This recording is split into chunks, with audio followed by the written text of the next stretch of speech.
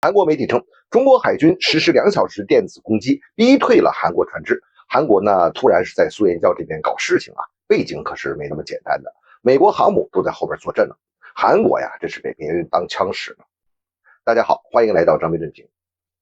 这段时间呢，韩国这边可是不消停啊，他们不久前想阻挠咱们在苏岩礁的正常的海上施工，那被我们的海警和渔民持刀驱离了。韩国这一下可就急眼了，他们觉得呀，这个苏岩礁要是丢了的话，那么整个韩国海岸线就被逼近了。于是呢，韩国海军它作为后盾，他们韩国出动了78艘海警以及其他的船只，这规模说起来真是够大的啊！浩浩荡荡的前往苏岩礁，准备拆除我们中国正在建的临时建筑。就我们说呀，这地方是个临时建筑啊，这建的这个临时建筑，其实它就是一个钢结构的临时养鱼场啊，这是一种非常温和的确认我们的主权，反制韩国非法占领苏岩礁的一种做法。但是如果韩国他非要来那个暴躁的，来手硬的，那我们可就不会客气的。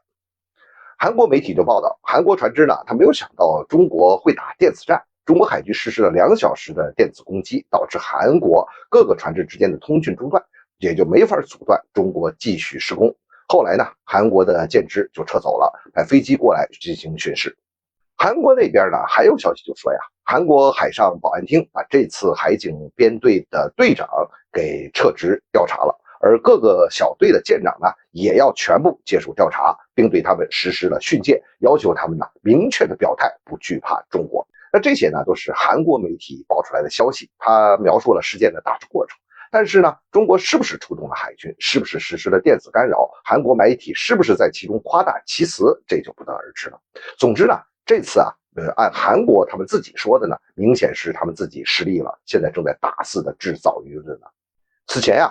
西方G7集团呢，在开完外长会之后，就发布了一个声明，对所谓的东海、南海还有台海局势的变化感到担忧，甚至这G7啊，还就说我们的行动呢，会威胁这些地区的航行、飞行自由。